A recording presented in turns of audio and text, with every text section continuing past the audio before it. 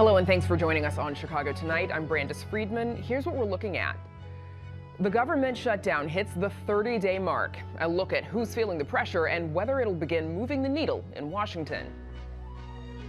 Meanwhile, if Congress fails to extend subsidies, Illinois residents may see a sharp increase in health care premiums. What you should know as enrollment begins. I think it's important to have honoring and remembering at the core. And celebrating Day of the Dead at a local museum. First off tonight, basic human decency. That's what Governor J.B. Pritzker says he's asking for from the federal government in making the request to pause immigration raids for the next 3 days, allowing families to celebrate Halloween. I think their response will be revealing. They've disrupted everything for more than 2 months already. Give the children and the families of Illinois a break. Pritzker sent a letter to Homeland Security Secretary Kristi Noem and other officials citing the tear gas agents deployed in Old Irving Park last weekend as kids were preparing for a Halloween parade. Speaking in Gary, Indiana today, Secretary Noem has already responded to the governor. Hard pass. We're absolutely not willing to put on pause any work that we will do to keep communities safe.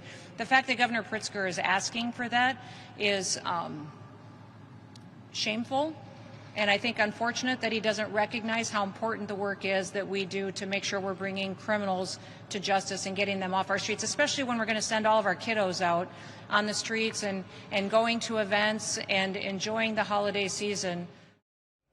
For more on how Chicagoans are working together to help kids feel safe this Halloween, you can visit our website. The father of a teenaged girl fighting cancer has been released from ICE custody after a judge today granted him a $2,000 bond. The ICE officers broke the window on Ruben's pickup truck, forced him out of the car, never presented a warrant, refused to let him make a call to his wife despite his pleas that he had a severely ill daughter, and held him in mandatory detention. Ruben Torres Maldonado was detained by immigration agents earlier this month after living in Chicago since 2003. His 16-year-old daughter has a rare form of cancer that is in stage 4. Attorneys and activists made a plea for his release earlier this week.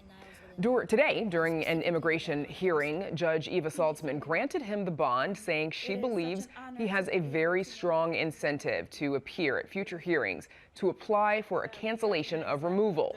This would allow him to remain in the U.S. lawfully due to the hardship facing his family. Up next, a fresh look at the government shutdown as it's set to enter its 2nd month. Chicago Tonight is made possible in part by the Alexandra and John Nichols family, the Polk Brothers Foundation, and the support of these donors.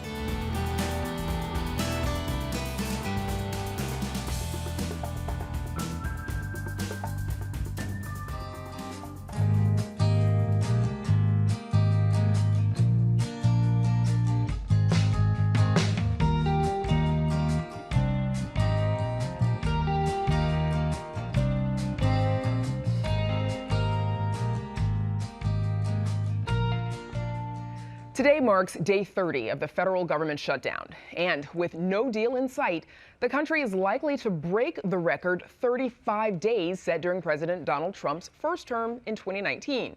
Meanwhile, thousands of federal workers are still on the job without pay as Democrats and Republicans in Congress remain deadlocked over a funding agreement. Joining us with more on who Americans are blaming and when this shutdown might finally end are John Mark Hansen, political science professor at the University of Chicago, and Tabitha Bonilla, an associate professor at the Institute of Policy Research at Northwestern University. Thanks to the two of you for joining us. Tabitha Bonilla, starting with you, please, what does the polling say about who Americans are blaming for this shutdown? Well, right now, most Americans are blaming Republicans slightly more than Democrats. So about a quarter of the country is uncertain who to blame, but about 45% of Americans are blaming Republicans and a third of Americans are blaming Democrats. But of course, this is partisan. So more Democrats are blaming Republicans and more Republicans are blaming Democrats. But I think on average, most people, if they're blaming someone, are going to be blaming Democrats or Republicans. Sorry. Okay, blaming Republicans more, but as you said, it's divided on partisan lines as well a Very bit. much partisan. So on Tabitha, on October 27th, the largest union representing federal workers came out publicly in support of the clean continuing resolution, which congressional Democrats have rejected. Do you see Democrats feeling the pressure to come back and pass that clean CR so that federal workers can get paid again? I do think that there is building pressure for them to pass that. I also think that there's understandable concern that if they do so, they may not have the same strength to hold their ground to protect the healthcare subsidies that they're trying to push for later on. And so I think the pressure is not fully on their side. And then I also think if you look at what unions did in the last election cycle, they were not fully taking sides of Democrats as they had maybe historically. So I don't know that that is necessarily going to be the biggest driver for pushing Democrats to give in at this point. John Mark Hansen, sort of to that same point, Democrats say this shutdown is about protecting those expanded ACA subsidies that are set to expire at the end of this year. Republicans argue that the government should open first and then we can negotiate on this issue. But if the government does reopen without those subsidies in place, can Democrats trust that Republicans and President Trump will negotiate on this issue and even give them what they want at the end of those negotiations? Well, they don't think that that would be the case. One of the things that we've seen is that there is no deal with Donald Trump that is a done deal, and no promise that he makes is a solid promise. And so I think Democrats feel like, well, if we just give up in return for a promise to talk about it, we'll get nothing at all. In the meantime, if we extend, and that includes even with the pressure of the government unions, if we extend the shutdown, we're going to get into a period where the consequences of the shutdown begin to hit more people. SNAP benefits will come to an end on November 1st, so very, very soon. And the expiration of the Obamacare subsidies will happen at the end of December. And the more that they can kind of keep a focus on that, I think probably the better for the Democrats. We've already seen some hesitation in Republican ranks to go through with the cuts in healthcare subsidies for Obamacare, and even beyond that, in a couple of years, the expiration of the or the implementation of the Medicare cuts, or the Medicaid cuts, excuse me, that were implemented as part of the Reconciliation Act, the one big beautiful bill that was passed this last year. So funding for the Supplemental Nutrition Assistance Program, or SNAP, as you mentioned, is going to run dry on November 1st as a result of this shutdown. Here's what Republican Speaker Mike Johnson had to say about using emergency funds to keep SNAP going. Republicans have voted 14 times to provide SNAP benefits, military pay, veterans health services, nutrition assistance for young women, the disabled, the elderly. We've done it 14 times. The Democrats have voted 14 times to block all of that. We need to do all of those things simultaneously. You have to pay the troops. You have to pay Border Patrol, TSA agents and air traffic controllers and everybody else. All of these things need to be done, not just part of them. So, John, what do you make of the Speaker's argument that all programs affected by the shutdown need to be funded simultaneously? Well, that's exactly what they have proposed. So they're basically giving us the vote on the continuing resolution to extend the budget that was passed last year for an additional several months, or an additional few weeks. So there's really nothing new there. By the same token, what will happen is that those cuts right now are in prospect, and those cuts will become real. And even though there's a stereotype out there that the supplemental nutrition program is something that only benefits kind of urban minorities, in fact, it's very, very important even in Republican constituencies. And so the pressure is going to increase as well on Republicans to do something, and the doing something might well involve having a serious talk with Democrats about how they can move forward. One of those Republicans, one of those congressional Republicans, has come out in support of extending these ACA healthcare subsidies. Marjorie Taylor Greene, typically a staunch Trump supporter, she wrote on X, quote, "I'm going to go against everyone on this issue because when the tax credits expire this year, my own adult children's premiums for 2026 are going to double, along with all the wonderful families and hardworking people in my district." Tabitha Bonilla, what happens if Republican constituencies also start to feel the pain of higher health care premiums? I think that's partly what we're seeing now. I think there's a lot of reporting that indicates that the communities that will be hardest hit by the ending of these healthcare subsidies are in fact Republican strongholds. And so I think the Democrats are really trying to leverage that information to solidify their position and come at it from a position of strength, that they are doing this for working families, they are doing this for Americans as a whole and not just their constituents.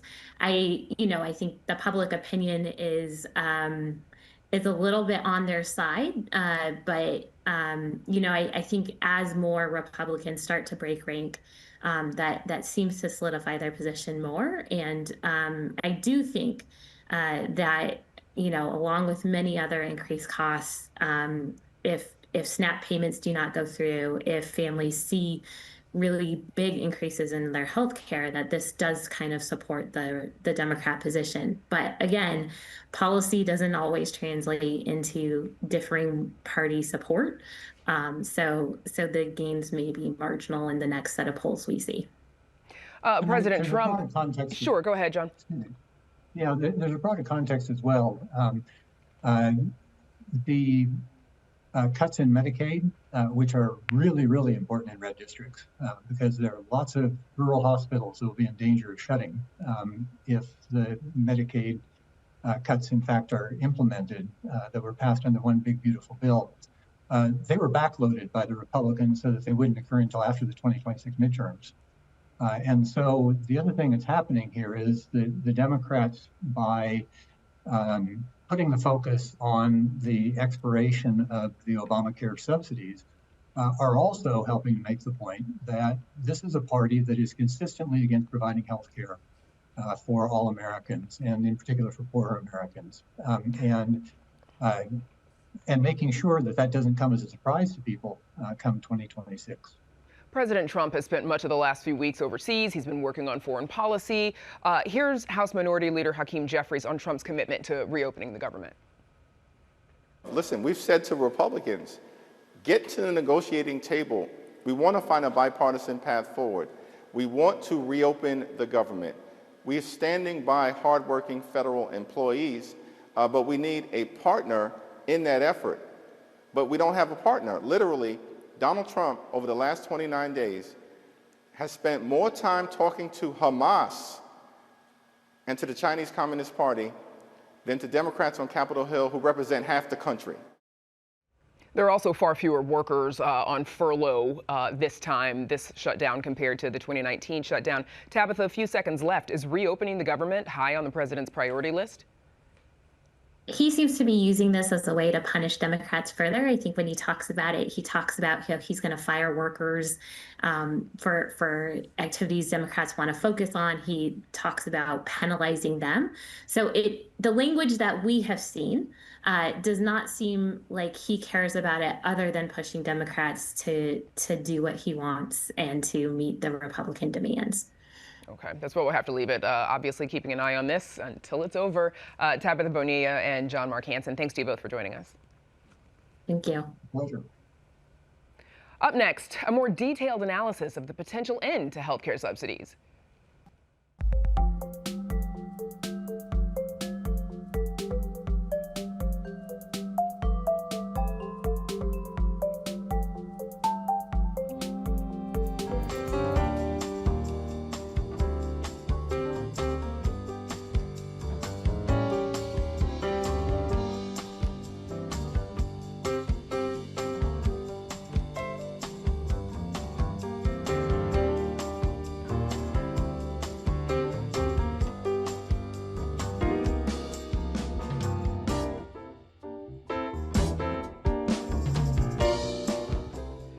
People who depend on the Affordable Care Act for health insurance coverage may be in for some sticker shock.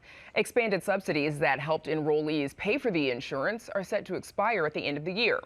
50 million Americans are insured through ACA plans, including more than 500,000 Illinois residents, who are likely to see a nearly 80% increase in their monthly premiums, and some may lose coverage completely. Joining us now are Ann Gillespie, Director of the Illinois Department of Insurance, and Morgan Winters, Director of Get Covered Illinois, the official health insurance marketplace for Illinois residents. Welcome back. Thanks again for talking to us about this. Ann Gillespie, let's start with the government shutdown. Biggest reason for it is due to the expansion of the subsidies for the Affordable Care Act that Democrats are holding out for. 550,000 Illinois residents have Affordable Care Act exchange plans, which is over 91% of them benefit from these expanded subsidies. And what's at risk if these subsidies expire? Well, we're going to see significant increases in premium, and they're going to hit hardest in our southern rural part of the state. Some folks down there are going to see premiums go from $400 a month to over $1,000 a month. And we're going to see some individuals, I think roughly 30,000, that could end up losing coverage completely because they qualified under the extended tax credit, and they're cutting that part off completely. Morgan, Get Covered Illinois is the state-run marketplace for the Affordable Care Act. Its goal is to be an accessible platform for residents. What do people need to know for the upcoming open enrollment period? Open enrollment starts on November 1st. That's the time where all state residents can come to the marketplace and compare plans that are available to them, take advantage of the subsidies, the premium tax credits and cost sharing reductions that they may qualify for, and get help picking a plan. And that is particularly important this year when so much is changing. What we are is we really are a one-stop shop for folks to be able to understand their options and pick a plan that works for them. When costs are going up, it's particularly important to compare the available options and make sure you're making a good choice for you and your family. And how's the government shutdown affecting ACA enrollment? Well, we expect that the shutdown itself isn't affecting it because the beauty of being a state-based marketplace that we converted to this year is that we're not tied into the federal operational aspects of it. So it allows us to continue to operate. It allows us to do things like have special enrollment periods for women who are pregnant, for example, find out they're pregnant during the benefit year. They're going to be able to enroll in coverage without waiting till the next open enrollment period. We're going to have provisions on the income tax returns this year that are going to allow people to check a box to get access to insurance coverage to indicate their interest in it. These are things that we wouldn't be able to do on the federal platform and that might be impacted by the shutdown. But because Governor Pritzker chose to do a state-based marketplace this year, we're going to be able to provide those services.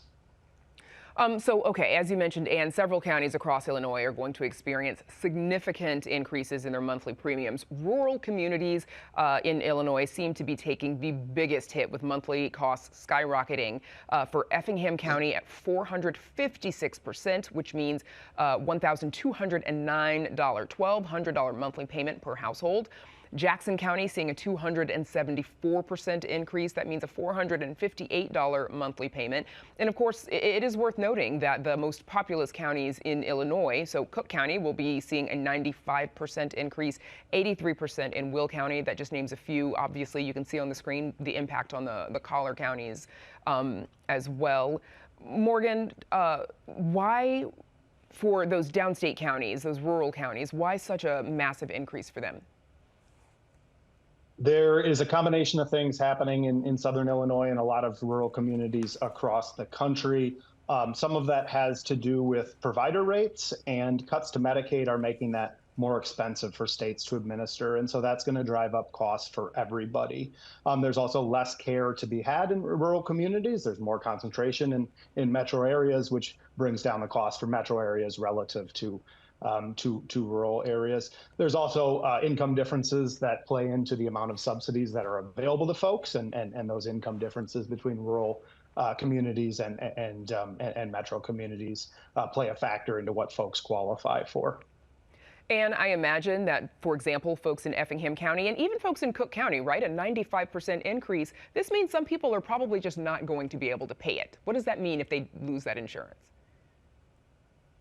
Well, that's what we're very concerned about. We don't want people to walk away because the risk of going without insurance, as you know, is great. You never know when something's going to happen. You're going to get sick. You might have an accident where you're going to need some coverage to help you get through very expensive medical procedures. So we're strongly encouraging people, don't give up when you see the premium increase. We've got over 1,500 licensed brokers available. We've got navigator programs across the state. These are trained professionals who are going to help you find a plan that works for you out of the 1,100 plans that are being offered on the exchange. So there's probably a plan that is going to work for you, for your healthcare needs and for your budget. We want to be there to help. We encourage you to reach out. Also, Anne, tell me a little bit about how this impacts people who are not on an ACA plan, people who may have insurance as an employee benefit. Yeah, the important thing to remember is it's more than just the tax credits. It's the impact of several things in the Trump administration and in H.R. 1. The Medicaid cuts are going to result in hospitals and providers losing significant revenue streams. And the banks that finance them know the revenue is being cut. So they're going to be facing increasing financial pressures, which is going to, the only place they can recover that is in the commercial market. So they will be trying to raise their rates in the commercial setting, which will increase prices for employer-based plans as well. The tariffs are having big impacts on pharmaceuticals across the country. Across the country, we're seeing carriers in commercial as well as ACA raising rates by 3 to 4% solely because of the pharmaceutical tariffs. And then just the cost of inflation under the Trump administration is driving those costs up too. So it's the combination package of the tax credits, the decisions under H.R. 1 and the rule that's taking coverage away from certain groups, tightening up risk pools as a result, and the tariffs that are really going to have impacts on healthcare, ripple effects throughout the economy. Morgan, the cost of insurance, it can be obviously an obstacle. Sometimes people choose not to get covered at all. What resources might be available for Illinois residents to get that reliable and affordable insurance? Yeah, the important thing to remember is that all the plans on getcoveredillinois.gov offer all 10 essential health benefits. And so that includes preventative care that guards folks against major illness, and helps prevent folks from falling into medical debt. So health insurance is really, really important. And even when prices go up like they are going to do this year, it's important that folks are able to review those options. As Anne said, we have a robust network of insurance brokers that partner with Get Covered Illinois that can help folks find the plan that's right for them. And in some cases, that'll mean going from a more robust cost sharing plan, like a gold plan, to a lower metal level plan that has more affordable premiums. And that's okay. Sorry, I don't mean to cut you off. I was just going to say, it sounds like that's information folks can probably get when they head to the Get Covered Illinois website. That's right. They go looking for their insurance. GetCoveredIllinois.gov. Okay, all right, that's where we'll have to leave it. My thanks to you both for joining us. Good luck during open enrollment. Thank you. Thank you. Up next, a look at a local museum commemorating the Day of the Dead.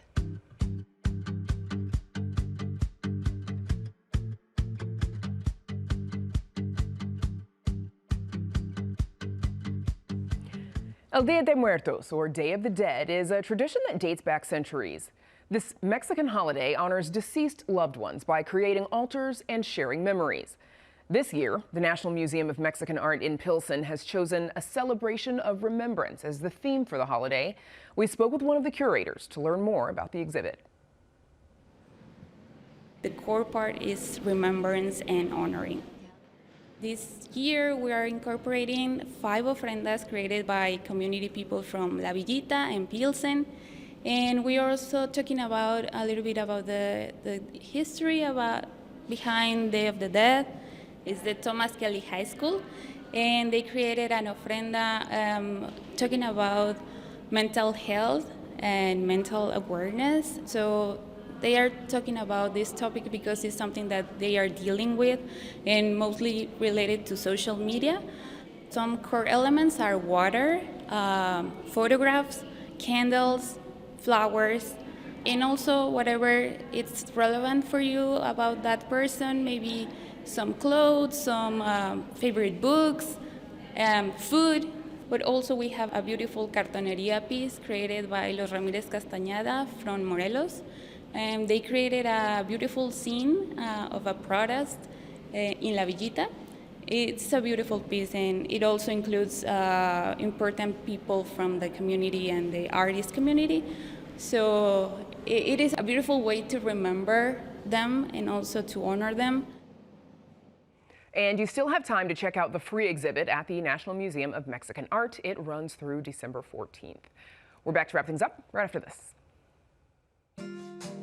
Reflecting the people and perspectives that make up our communities, this story is part of Chicago Tonight, Latino Voices. And that is our show for this Thursday night. Join us tomorrow night at 5:30 and 10. Now, for all of us here at Chicago Tonight, I'm Brandis Friedman. Thank you for watching. Stay healthy and safe, and have a good night.